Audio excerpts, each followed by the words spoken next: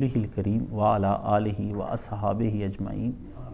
اما بعد فاعوذ باللہ من الشیطان الرجیم بسم اللہ الرحمن الرحیم اہدنا الصراط المستقیم صراط الذین انعمت علیہم غیر المغضوب علیہم ولا الضالین آمین۔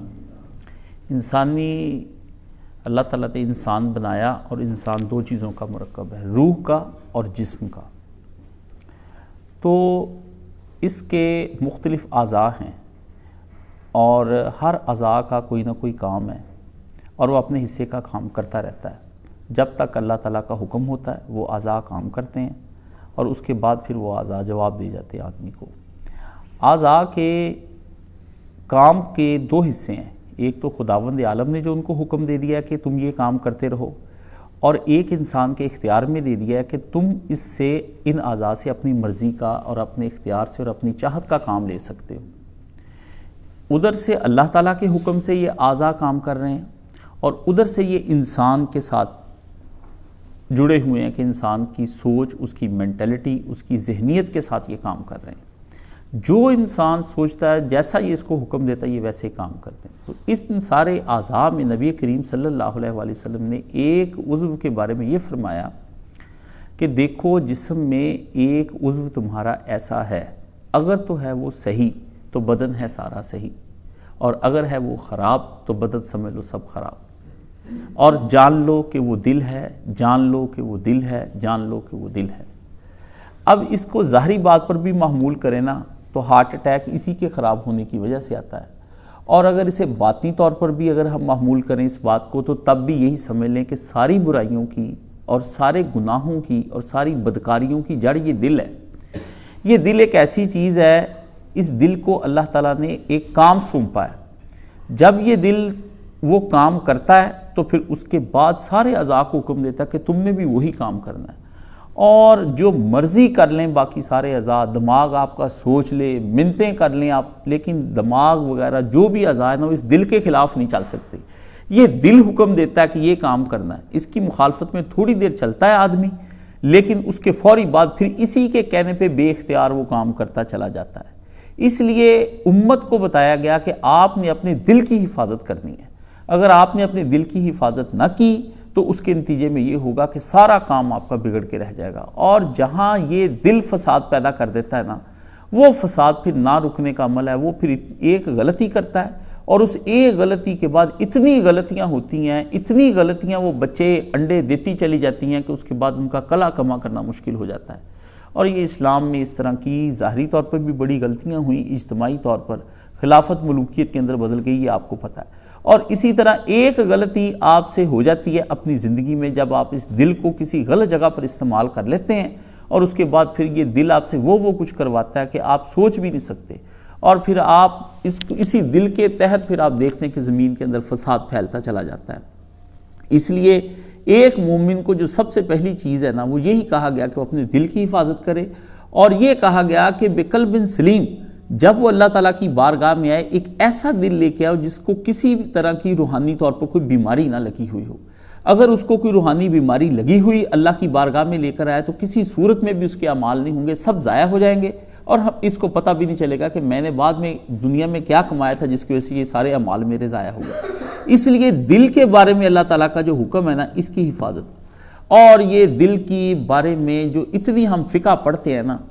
یہ دیکھیں فقہ کا کام ہے سوجھ بوجھ پیدا کرنا، باریکیاں پیدا کرنا، اور آپ یہ دیکھتے ہیں کہ کتنے فتاوے دنیا کے اندر شائع ہو چکے ہیں کہ حد شماری ان کا کوئی نہیں، کچھ عربی میں، فارسی میں، جس زبان میں بھی کوئی اسلام گیا تو وہاں پر جا کر کے وہاں کے لوگوں نے باریک باریک مسئلوں کو بھی لے کے نا دل کی فقہ، ایک فقہ ایجاد کی جو ظاہری طور پر اسلام کی فقہ کہلاتی، لیکن ایک فقہ القلوب بھی ہے، دلوں کی فقہ جو ہے نا، جو آدمی دین میں اس کا ماہر ہو جائے وہ آدمی متقی پرہیزگار خدا کا پسندیدہ آدمی ہے۔ اس کی فقہ جو ہے نا یہ آج کے دور میں معدوم ہوتی چلی جا رہی ہے، اور دن بہ دن جس طرح ہم قیامت کے قریب چلتے جا رہے ہیں یہ دل کی فقہ تباہ ہوتی جا رہی ہے۔ کوئی آدمی کوئی بچہ دین سارا پڑھ لینے کے بعد اگر دل کی فقہ کو نہیں نہ سمجھتا، ایک فقہ سمجھ لی اس نے جو ظاہری اعمال کی تھی، لیکن باطنی اعمال کی دل کی فقہ اگر اس کو سمجھ نہیں آئی تو آپ سمجھ لیں وہ کتنا ہی بڑا عالم ہو، اس کو متون یاد ہو، ٹیکسٹ سارا یاد ہو، وہ فاضل درس نظامی ہو، وہ کتنا ہی بڑا عالم کیوں نہ ہو، بالآخر اس کا علم موجب فساد ہے، وہ زمین پر لوگوں کو خیر بانٹ ہی نہیں سکتا، کسی صورت میں وہ شر بانٹتا چلا جائے گا۔ اس لیے ایک ایسا آدمی چاہیے جو ظاہر شریعت کو بھرپور طریقے سے جانتا ہو اور ادھر سے باطن شریعت کی فقہ القلوب کو بھرپور طریقے سے جانتا ہو، یہ مجدد ہے۔ اور یہ آدمی جو کوئی بھی کر گیا اپنی محنت سے اور اللہ کے حکم سے اور اللہ کی اطاعت کرتے ہوئے، یہ سمجھ لیں کہ یہ کوئی بھی صدی اس کی نہیں، ساری صدیاں اسی کی ہوتی ہیں۔ اور ہمارے جو بڑے لوگوں نے اس کے اوپر کام کیا ہے وہ آپ کو پتہ ہی ہے، بڑے بڑے لوگوں نے کام کیا، مگر کمی یہ رہ گئی کہ کسی نے تو ظاہری شریعت پہ بھرپور علم حاصل نہیں کیا اور کسی نے پھر باطنی پہ بھرپور حاصل نہیں کیا۔ یہ دونوں پر جب کوئی آدمی کام کر لیتا ہے تو پھر اس کے اندر سے حکمت پھوٹتی ہے، جو اللہ تعالیٰ نے قرآن مجید میں بتایا کہ یہ حکمت وہ علم ہے جس کے ذریعے سے انسانوں کا تزکیہ نفس ہوتا ہے اور بندے پاک صاف اور پاکیزہ کر کے اللہ کی بارگاہ میں پیش کیے جاتے ہیں اور پیش ہوتے ہیں۔ یہ وہ آدمی ہوتا ہے جس کو آپ حقیقی طور پر مرشد کہہ سکتے ہیں، شین کے نیچے زیر پڑھ کے، کہ رشد دینے والا، ہدایت دینے والا۔ مرشد وہ ہوتا ہے جو ہدایت پر عمل کرے، مفعول آبجیکٹ، اور مرشد وہ ہوتا ہے، زیر نیچے سے پڑھیں گے تو جو سبجیکٹ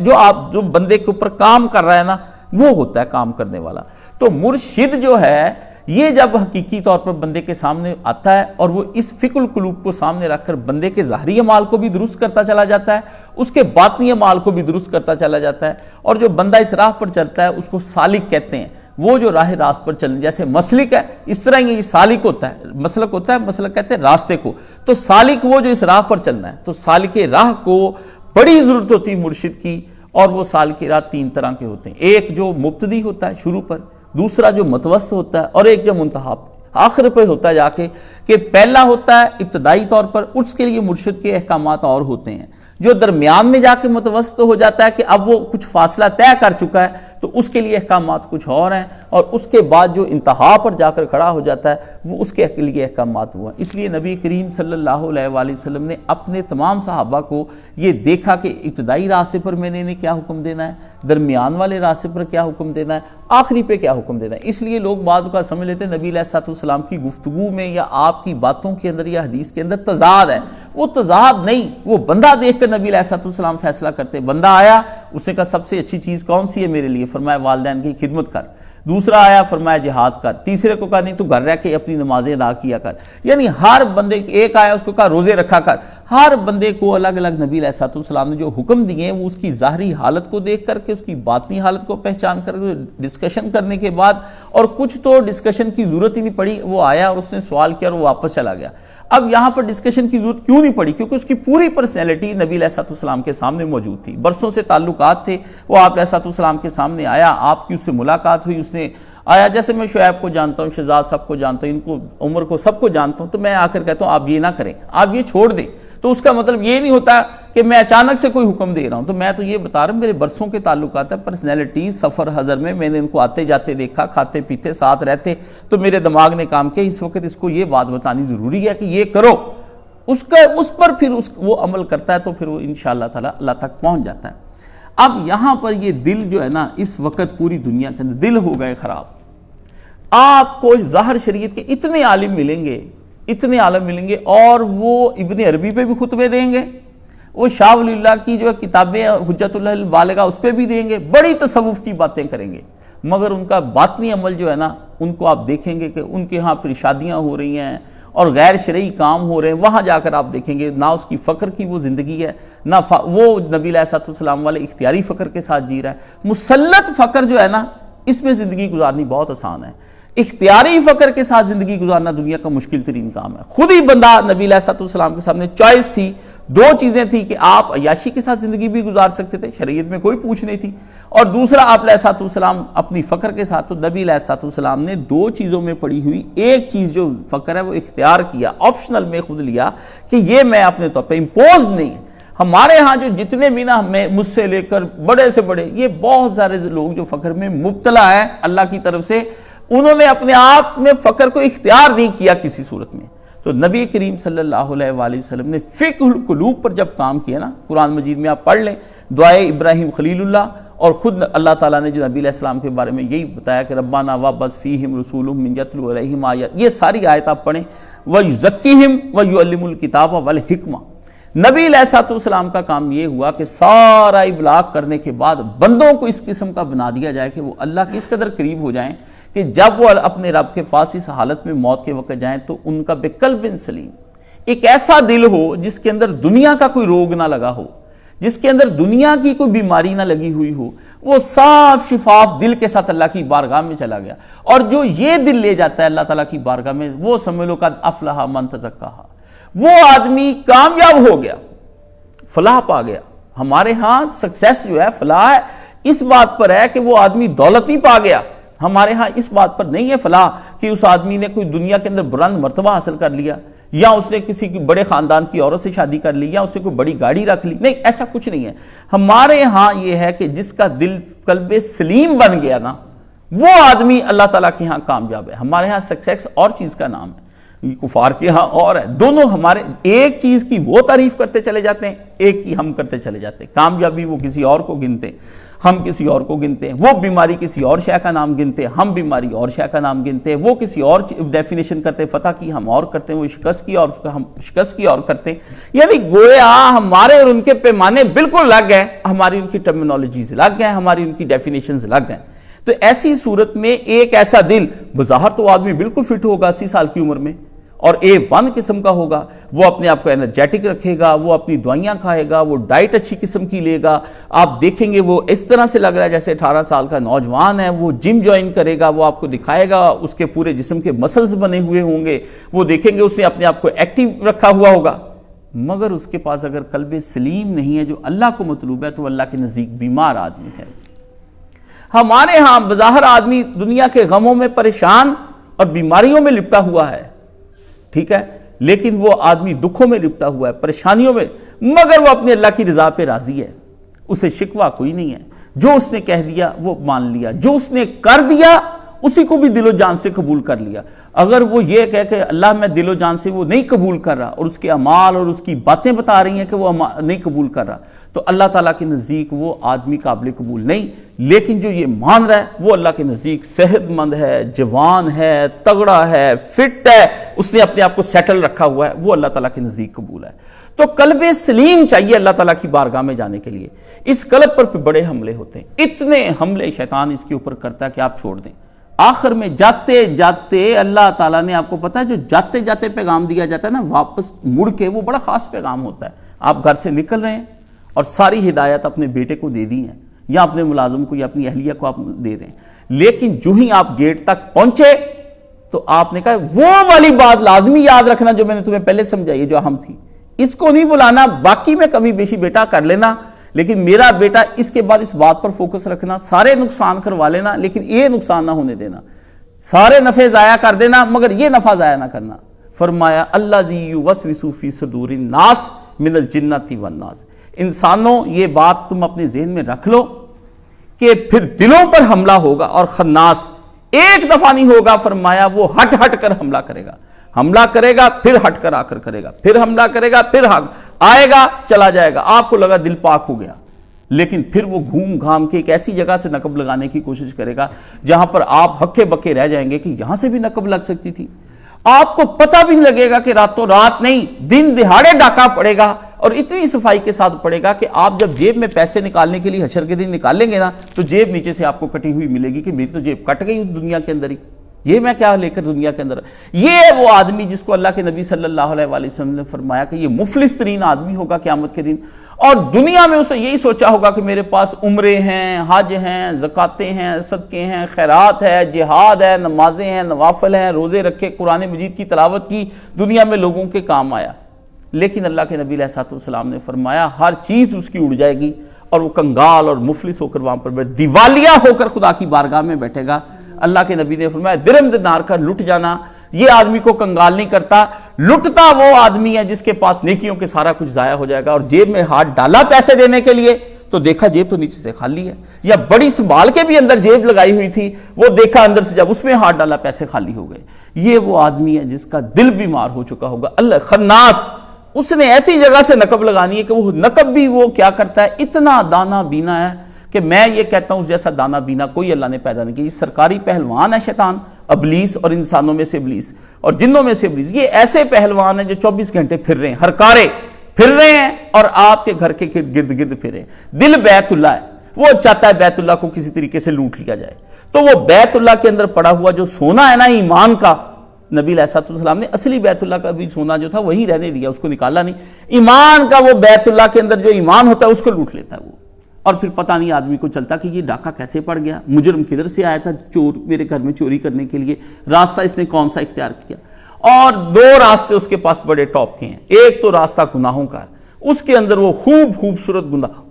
گناہوں کو بنا کر دکھاتا ہے، جس سے آپ کو یہی پتہ لگتا ہے کہ نہیں یہ گناہ کر لینے میں کیا کوئی برائی ہے۔ اور اس کے لیے یورپ نے ایسا خاص انتظام کیا کہ پچھلی پوری تاریخ امت کی پڑھ لیں، انسانوں کی تاریخ 5000 سال کی تاریخ پڑھ لیں جو اس وقت ان کے پاس اویلیبل ہے، اس میں وہ کچھ نہیں آیا جو اب آ گیا۔ اس زمانے میں خدا کا یہ انکار نہیں تھا، اس میں خدا اور طرح کے بنا لیے، بت بنا لیے، بندر جانور بنا لیے، کوئی سب سور، یہ سب چیزیں بنا، لیکن یہ دور جو ہے یہ قیامت کا دور ہے، اور جیسے جیسے یہ دجل کا دور قریب ہوتا جائے گا دجال کے ظہور تک اور قیامت تک آنے تک، یہ اتنا خطرناک ہوتا چلا جائے گا کہ آدمی کو ایک تو وہ گناہ ہی اس سے خوبصورت قسم کر کے گناہ بناتا ہے۔ یہ اس پہ گفتگو الگ سے ہوگی، یہ انشاءاللہ تعالی اللہ مجھے موقع دے، یہ پوری سیریز ہی چلانی ہے، اور میں نے آپ سے کہا تھا 2 سیریز ایسی ہیں جو میں چاہتا ہوں کہ جلدی جلدی ریکارڈ کر کے میں اپنی زندگی میں پوری کرتا چلا جاؤں۔ یہ ایک اس طرف گناہوں کی دنیا، بس اب آ جائیں دوسری طرف، یہ ہے نیکوکاروں کی، یہ جو حج اور عمرے اور سب صدقے زکاتیں بہت متقی سارے بنے پھرتے ہیں اور اس پر مطمئن ہے،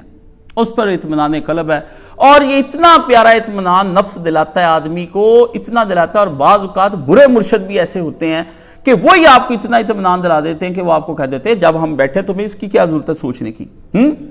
تم کرو جتنا اپنی مرضی سے تم جو کرنا چاہتے ہو، جب ہماری شفاعتیں ہوں گی، دعائیں ہوں گی، ہم تمہارے پیچھے ہیں، تو وہ آپ کو مرشد بھی بیمار کرتا چلا جاتا ہے، وہ آپ کو اور زہر کی تھوڑا سلو پائزن دیتا چلا جاتا ہے، آپ کو نہیں پتا چلتا، لیکن آپ یہ سمجھتے ہیں کہ میرا وہ سلو پائزن جو ہے نا میں ابھی جی رہا ہوں، وہ آہستہ آہستہ آپ کے قلب کو روگ لگاتا جا رہا ہے اور قلب سارا آپ کا بیمار ہوتا چلا جا رہا ہے۔ یہ ہے نیکوکاروں کی دنیا، ادھر ہے بدکاروں کی دنیا، ادھر نیکوکار کی کشتی بھی ڈوب رہی ہے، لیکن اس کشتی کا احساس نہیں ہوتا نیکوکاروں کو کہ ہماری کشتی تو ڈوب رہی ہے، اور بدکاروں کو اس قدر لذت ہوتی کہ ان کو لذت کی وجہ سے نہیں پتا چلتا کہ ہماری لذت کی وجہ سے کہ ہم ڈوب رہے ہیں، جیسے شرابی کو پتا نہیں چلتا، وہ شراب پہ شراب پیتا چلا جاتا ہے، زنا بھی کرتا ہے، اس سارے ڈیوریشن میں اس کو کوئی پتا نہیں ہوتا یہ گناہ ہے، وہ بڑے آرام سے لذت لے کر کرتا رہتا ہے، یہ لذت کی وجہ سے ڈوبتا چلا جا رہا ہے، وہ اپنے گناہ نیکی کے نشے میں ڈوبتا چلا جا رہا ہے، اور اس طرح دونوں کی کشتیاں جب حشر کے دن جائیں گی نا، دونوں سوراخ شدہ، ڈوبی ہوئی، غرق شدہ، برباد شدہ خدا کی بارگاہ میں پہنچیں گی۔ اس لیے حضرت عمر فاروق رضی اللہ تعالیٰ عنہ نے فرمایا کہ 1000 آدمی کی لائن لگی ہوگی، 999 جو جہنم میں چلے جاتے ہوں گے اور ایک آدمی جنت کی طرف جا رہا ہوا، اتنا سخت 50,000 برس کا دن ہے۔ یہ میں مولانا مرحوم کے پاس ایک دفعہ بیٹھا تو میں نے یہ شفاعت کے مسئلے کے بارے میں اور بڑی باتیں کی، اور اس طرح سے کی کہ تیسرا گروپ بھی کوئی بتائے نا جن کے بارے میں ہم یہ کہتے ہیں کہ ہم کچھ انشاءاللہ بخشے ہی جائیں گے۔ انہوں نے پھر اس وقت مجھے ایک بڑی بات ہم کی، وہ بائی بات آپ کو ہضم ہو یا نہ ہو، کسی کو وہ اچھی لگے یا نہ لگے مجھے نہیں پتا، میری وہ راستہ درست کر گئی، آپ اپنے راستے درست کریں، ہم اپنے راستے کے ہیں لیکن آپ کے راستہ بتانا ہی ہے ہمیں۔ انہوں نے مجھے کہا کاشف بندے 2 ہیں، ایک کا ذکر اللہ نے قرآن مجید میں کیا، وہ نیکوکار ہی ہیں، بس وہ اللہ کے بارے میں لگے، وہ گناہ نہیں کرتے، گناہ سے بالکل پرہیز، ایک بھی نہیں کرتے، چھوٹا بھی نہیں کرتے اور بڑا بھی نہیں کرتے، وہ اپنی نگاہ بھی خراب نہیں کرتے، پہلی نگاہ بھی جو کہتے ہیں نا کہ پڑتی ہے، بھی میرے پاس لڑکا ولاگر آیا تھا احمد نصیر، بس وہ الٹی سیدھی کچھ چیزیں پوچھ رہے تھے، میں نے اس کے اندر کوئی خاص ایسا نہیں، ان کو دیکھا، میں نے کہا یار یہ کیا آپ باتیں کر، ایک جو کہتے ہیں نا یہ پہلی بات، یہ بھی مولانا سے ہم نے پوچھی تھی کہ پہلی نظر معاف ہے، اگر آپ کسی کی طرف نظر دوڑاتے ہیں، غیر محرم کی عورت دوڑاتی ہے یا مرد دوڑاتا ہے، نہیں، انہوں نے کہا سڈن جو اچانک آپ جا رہے ہیں تو آپ کی نظر پڑ گئی، یہ نہیں کہ پہلی دیکھ کے دانستہ، یہ کوئی نہیں معاف موف، یہ نہیں اللہ کی طرف، یہ آپ نے پورا ارادہ ہی کیا، بس اس راستے میں کوئی آ رہا تھا آپ نے دیکھ لیا کسی، یہ گناہ کے بارے میں یہ ہے کہ اچانک سے، یہاں سے فلسفہ کیا نکلا گناہ کا کہ معصیت اور گناہ اچانک ہو گیا، پلان نہیں کیا، وہ اللہ تعالیٰ کہتا ہے میں کئی بندے کو معاف کرتا ہوں۔ یہ پلان کر لینے، یہ بنا لینے، سالوں سالوں چلنے اور پھر ان سے جان نہ چھڑانی اور ان کے پیچھے لگ کے ان کو کوئی شرعی رنگ دے لینا، یہ کوئی نہیں میرے بھائی۔ یہ میں نے پچھلے 10 دنوں کے اندر کچھ چیزیں آئیں، کچھ مجھ سے مطالعہ ہوا، کچھ میرے سامنے حیرانی ہوئی کہ غامدی کو ماننے والی ایک خاتون ہے اور وہ بے پردہ ہے اور وہ آج کل شرح کر رہی قرآن مجید کی اور کہتی ہے کہ سارے مولویوں نے قرآن مجید غلط سمجھا۔ اب ادھر سے حملہ ہو گیا بھائی، آپ ہمیں بتائیں ہم کس طریقے سے اب ہم آپ کی جان چھڑائیں؟ ہم تو پھنسے پڑے ہیں علماء، ہمیں ایک بند کرتے ہیں راستہ، دوسرا نہیں، تیسرا شیطان تو ڈالا ڈاک کے۔ یہ ایک ہے اور دوسرا گروپ وہ ہے، ایک متقیوں کا ہے اور ایک گناہ گاروں کا ہے۔ تیسرا گروپ بھائی جان اللہ تعالیٰ نے کوئی نہیں بتایا قرآن مجید کے اندر۔ یہ مولانا کا ایک تبصرہ سنا اور دوسرا سنا میں نے اپنے والد صاحب کا، مدتوں بعد انہوں نے قرآن مجید کو کھولا، اس کا ترجمہ پڑھا، کہتا ہے یار قرآن مجید تو بہت کلیئر کٹ بات کر رہا ہے، یہ تو کہتا ہے یہ برے یہ اچھے، باقی کوئی راستہ ایسا نہیں ہے کہ جو ہم کہیں گناہ گار ہو، نہ گھبراؤ، شفاعت ان کے گھر کی ہے، ایسا کچھ نظر نہیں آ رہا ہمیں۔ اللہ دیں گے اجازت نبی علیہ السلام کو، ٹھیک ہے، لیکن آپ نے ضرور کسی بڑے مصیبت سے گزر کے کروڑوں سال جہنم میں جلنے کے بعد ہی پھر جنت میں جانا ہے۔ یہ آپ نے چوائس کس طرح سے کر لی؟ یہ بھی کوئی نہیں کہا کہ آئیں گے گناہ گار، نہیں، سزائیں ہونے کے بعد۔ اللہ کے بندے سزائیں آپ معمولی سمجھتے ہیں؟ میں نے یہی بات مولانا سے کی، میں نے کہا سزائیں، انہوں نے کہا توبہ کر، اللہ سے ڈر۔ سزائیں ایک سیکنڈ کی سزا بھی نہیں ہونی چاہیے ہمیں، ایک سیکنڈ کے نینو سیکنڈ ہے نا، اس میں بھی سزا نہیں ہونی چاہیے، اللہ سے پناہ مانگنی چاہیے۔ ایک سیکنڈ کے لیے آپ کو بھڑکتی ہوئی بھٹی کے اندر کوئی بندہ کہے یوں نکال کے ڈال لوں گا تو آپ برداشت کر لیں گے؟ دنیا کی آگ کو 70 گنا زیادہ بڑی ہے۔ اس لیے یہ دل بچانا بڑا لازمی ہو گیا۔ اگر یہ دل نہ بچا، میری طرف سے آپ بیمار پڑیں، جگر جاتا ہے، گردے جاتے ہیں، ہاتھ جاتے ہیں، آنکھیں اندھی ہو جاتی، پاؤں خراب ہو جاتے ہیں، ہاتھ کٹ جاتے ہیں، پاؤں، یہ کچھ نہیں ہوا بھائی، یہ سارا کچھ بحال ہو جانا ہے اور ہمیں مل جانا ہے۔ پر یہ دل شریف جو ہے نا، قلب، جس کے بارے میں اللہ کے نبی نے فرمایا کہ وہ اگر برباد ہو گیا تو سمجھ لو سارا جسم ہی جہنم کے اندر گیا، اور جس نے اپنے آپ نے قلب کو بچا لیا، اللہ کے نبی نے کہا وہ سارے کا سارا جنت میں چلا گیا۔ تو یارو، یا مقلب القلوب ثبت قلبی علی دینک، اس سے بڑی دعا ابھی تک کوئی نہیں آئی۔ باقی دعائیں ساری بات کی ہیں کہ اس سے پناہ مانگی، اس سے پناہ مانگی، یہ مانگا، وہ مانگا۔ میرے نزدیک اس وقت جو سب سے بڑی قیامت آ گئی نا اہل دین پر، اہل دنیا کو آپ چھوڑ دیں، ان کا تو مسئلہ ہی اور ہے نا، ہم اہل دین پر جو قیامت آئی پڑی ہے نا، کسی جماعت کو آپ نکال کر دیکھ لیں، یا مقلب القلوب، سب اپنے دل ہی ہمارے ٹھکانے پہ نہیں رہ گئے۔ اس لیے کبھی ہم فتوے اور بناتے ہیں بھائی بینکاری کے لیے، کبھی ہم اختلاط مرد و زن کے لیے اور بناتے ہیں، موسیقی کے لیے، رقص کے لیے ہم روزانہ ہی مسئلے بدلتے ہیں، مختلف آراء، سارے اہل دین ہی پاؤں سے نکل گئے۔ اس مغرب کی تیز ہوا نے نا، اس غرب نے ہمیں غرب شدہ جو کر دیا ہے کہ ہمیں اس طرح سے اس نے ہمارے پاؤں کھاڑ دیے ہیں کہ ہم حیران اور پریشان ہیں، ساندھی کے سامنے ہم کھڑے نہیں ہو سکتے۔ اور وہ جو قرآن مجید میں سورہ الاحزاب کے اندر اللہ نے نقشہ کھینچا نا کہ قلوب الحناجرہ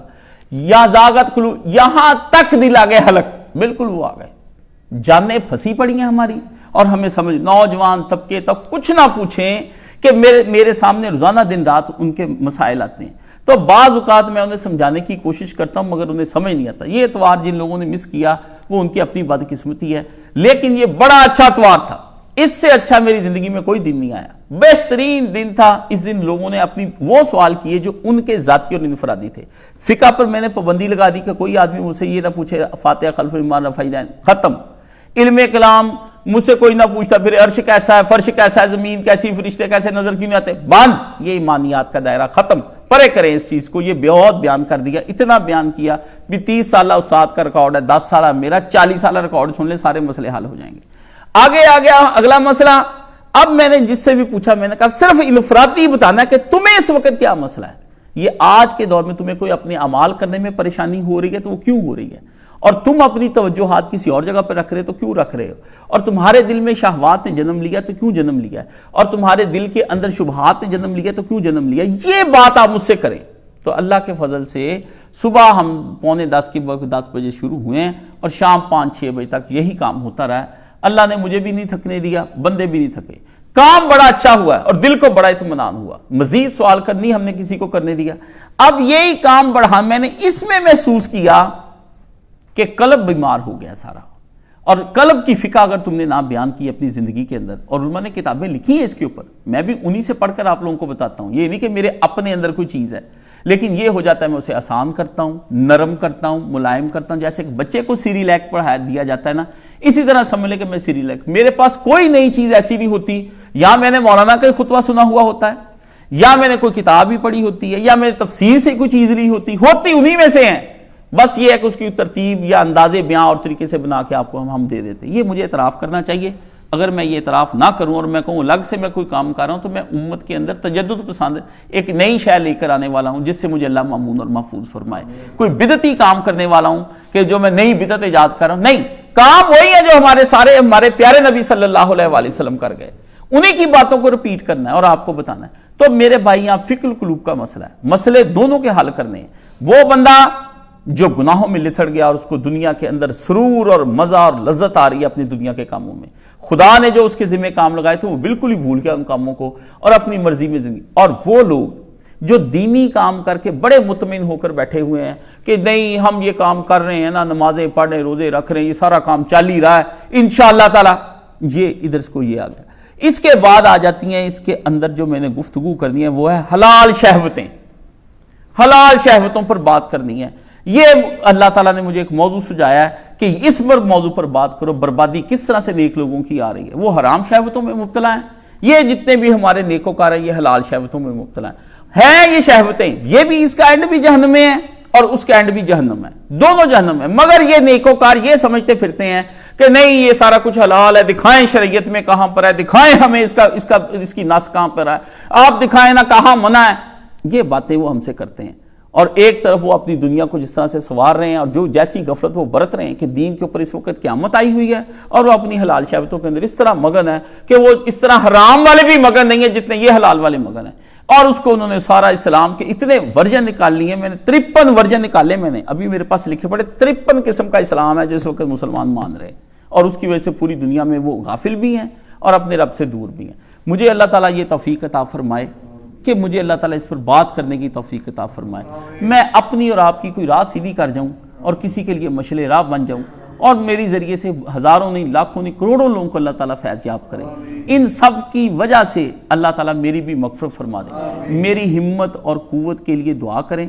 اور میری طاقت کے لیے روحانی طور پر دعا کریں. روحانی طاقت بھی اب میری ختم ہوتی جا رہی. میں محسوس کرتا ہوں جتنا میں دنیا کی چیزیں پڑھتا چلا جاتا ہوں اس میں الجھتا جاتا ہوں اور مقابلہ کری جا رہا ہوں. تو آپ کو پتا ہے کہ جب دشمن زیادہ ہو جائے تو بندے کی طاقت بھی کم ہونی شروع ہو جاتی. تو اس سے مجھے یہ احساس بھی ہو رہا ہے کہ میں روحانی طور پر بھی بہت زیادہ، کیونکہ 4 مہینے ہو گئے 5 جب سے حج سے میں آیا ہوں، میں کچھ لکھ نہیں سکا. بہت لکھنے کی کوشش کی مگر کیا دل اتنا پریشان ہے. ایسے مٹھی کے اندر بند جس طرح نہیں ہو جاتا دل، اس طرح سے ہے. تو یہاں پر ہم دعا پھر اللہ سے کرتے ہیں کہ اے میرے رب دین پر میرے دل کو مضبوط فرما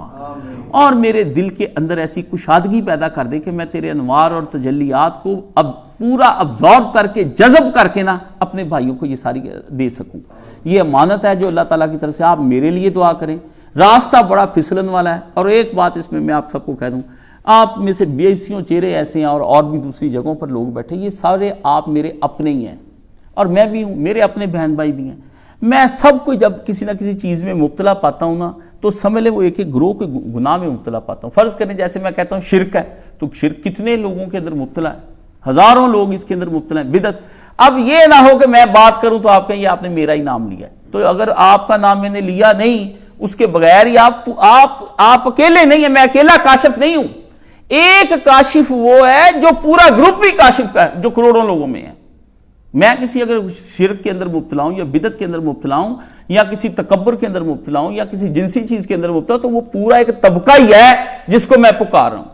اب آپ میں سے کچھ بندوں کی بعض باتیں مجھے ظاہری طور پہ بھی پتہ ہوتی ہیں، بعض بندوں کی باتیں مجھے باطنی طور پہ بھی پتہ ہوتی ہیں. تو وہ کہتا ہے یہ مجھے ہٹ کیا گیا ہے، مجھے. تو اگر تمہیں ہٹ کیا گیا تو بالکل خدا کی قسم اس ممبر پر بیٹھ کر کہتا ہوں تمہیں ہٹ کیا ہے میں نے. کیوں؟ میں چاہتا ہوں کہ تم جنت میں چلے جاؤ. میں کہتا ہوں تمہاری دنیا اگر برباد ہو جائے نا اس میں تو کوئی مسئلہ نہیں، پر تمہاری آخرت برباد نہ ہو. یہ دن نکل جانے ہیں اور نکل گئے ہیں اور رہ جانے پیچھے کچھ بھی نہیں. تھوڑے سے دن آپ پیچھے رہ گئے ہیں. قیامت اللہ کے نبی علیہ الصلوۃ والسلام نے فرمایا چند نشانیاں پوری ہوں گی تو یوں سمجھ لو جیسے ماں کے پیٹ میں 9 ماہ کا بچہ پورا ہو جائے، اب جنا کے تب جنا. قیامت اس طرح قریب آن کھڑی ہے. اور وہ لوگ جو قیامت کی نشانیاں، دجال اور مہدی، ان کے بارے میں بڑے پریشان رہتے ہیں نا، ان لوگوں کو میں تنبیہ کرتا ہوں، یہ بھی میں نے پڑھانی، فقہ الفتن،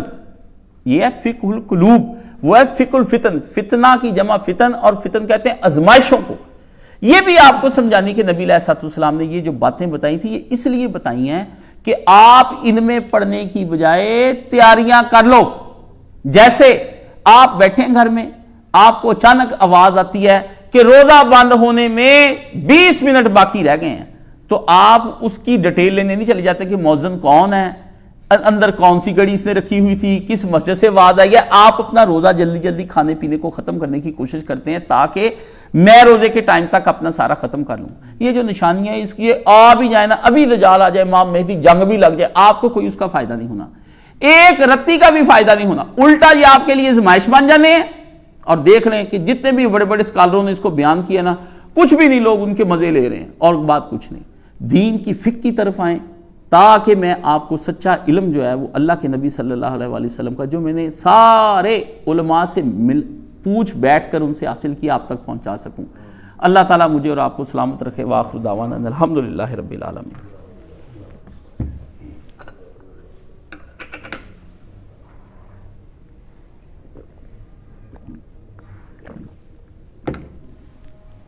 الحمدللہ والصلاۃ والسلام علی رسولہ الکریم وعلی آلہ وصحابہ اجمعین. اما بعد فاعوذ باللہ من الشیطان الرجیم. بسم اللہ الرحمن الرحیم. اپنا یہاں پہ جو مرکز کا خادم ہے اسلم، اس کے اب گردے ہو رہے ہیں ایک ہفتے سے واش، اور میں ہی اس کے کروانے کے لیے واش لے کر جاتا ہوں. 7-2:30 بجے رات کو جانا پڑتا ہے مجھے، کبھی صبح 5 بجے جانا پڑتا ہے، کبھی رات 11 بجے جانا پڑتا ہے. تو آج بھی میں اس کے جو ہے گیا تھا اس کے ٹریٹمنٹ کے لیے، صبح سے ادھر ہی تھا. اب واپس آیا ہوں تھوڑی دیر پہلے، اس لیے بعض اوقات لیٹ ہوتا ہوں تو کسی نیک کام کے لیے ہوتا ہوں، کسی برے کے لیے نہیں میں لیٹ ہوتا. مجھے پتہ ہوتا ہے کہ آپ آئے بیٹھیں. تو دعا پہلے آپ نے کرنی ہے کہ ڈاکٹر تو کہتا ہے ساری زندگی کے لیے اس کو کرنے پڑیں گے، گردے اس کے شرنک ہو گئے، لیکن اللہ تعالیٰ کے ہاں کیا ہے، اللہ تعالیٰ سے دعا کریں گے انشاءاللہ تعالیٰ. یہ دیکھیں کہ گردوں کے صفائی ہونے سے اس کو تقریباً 95% اس کے امراض درست ہو گئے 8 دن کے اندر. اب وہ گردے صحیح کم شروع کر دینا اللہ کے لیے کیا ہے. مجھے یاد آتا ہے ہم پی آئی اے میں تھے تو میں نے اپنے وہاں کا ایک بہت بڑا آفیسر تھا، اس سے پوچھا کہ کوئی پائلٹ نے کوئی خاص بات بتائی ہو، تو اس نے کہا کہ ایک دفعہ پی آئی کا ایک جہاز تھا، اس کا ایک انجن جو ہے نا بالکل ڈیڈ ہو گیا، آگ لگ گئی، ختم، اور دوسرا چل رہا تھا، دوسرا بھی خرابی پیدا کرنے لگ گیا. تو کہتا وہ جہاز نیچے اتارتے نا وہ کہتا کچھ بھی نہیں میرے سامنے آیا، تو میں نے نا کچھ نہیں کہا، لیکن منہ سے بے اختیار اتنا ہی نکلا اللہ، نہ کہا مدد کر، نہ اسے، اس ایک اللہ میں سارا کچھ تھا. عرش ہل گیا. کہتا وہ جہاز جو ہے نا سٹیبل ہو گیا اور اس نے بڑے طریقے سے اس کو اتار لیا. تو اگر دنیا کی یہ چیزیں جو ہمیں نظر آتی ہیں وہ درست ہو سکتی ہیں بغیر کسی آدمی کی محنت کیے، یہ تو اللہ کے اختیار میں اندر کی چیزیں. تو میں بھی یہاں پہ یہی کہتا ہوں اللہ، بس میرا یہ فرما بردار اور وفادار ملازم ہے اور ایماندار ملازم ہے، اس لیے اس پہ میں اتنی محنت کر رہا ہوں. میں نے آگے بنانا ہے بھائی جان اپنا جامعہ، ٹھیک ہے. میں سمجھتا ہوں جس طرح یہ بنانے میں وہ میرے ساتھ تھا، میرے پیسہ چیزیں محفوظ تھی، سے میری عادات کا پتہ ہے، تو یہ بھی ساتھ کام کر لے. اور آپ یہ دیکھیں کہ ایماندار اتنا ہے کہ کل پرسوں میرے پاس بیٹھ کر کہتا کہ آپ کو میں ایک وصیت کرنے لگا ہوں، میرا جو ادھر گھر ہے نا، آپ نے مرنے کے بعد وہ مرکز کو میرے بھائیوں کو کہہ دیا دے دیں، جامعہ کے لیے کہتا دارالسلام کے لیے وہ سارے پیسے کو 10 20 15 لاکھ ہے وہ آپ لگا دیں. گاؤں کا گھر کتنے کا بک سکتا ہے؟ آپ یہ دیکھیں دل اس کا ایسا کہتا آپ کا مشن پورا ہونا چاہیے. اب بعض اوقات دیکھیں کتنے پڑھے لکھوں کو میری بات سمجھ نہیں آتی اور وہ مجھ سے سوال کرتے ہیں MBA کیا، وہاں میں ڈاکٹر ہوں، میں انجینئر ہوں، میں فلانا ہوں، ہم نے بہت پڑھا ہوا. دیکھیں دماغ کی مینٹلٹی، اور ایک ایسے آدمی کو جس کو میں کہوں نا بھی ٹائم کیا ہو تو وہ صحیح ٹائم نہ بتا سکے، اس کو دارالسلام سمجھ آ گیا. ابو جہل کو باتیں نہیں اللہ کے رسول کی سمجھ آئیں،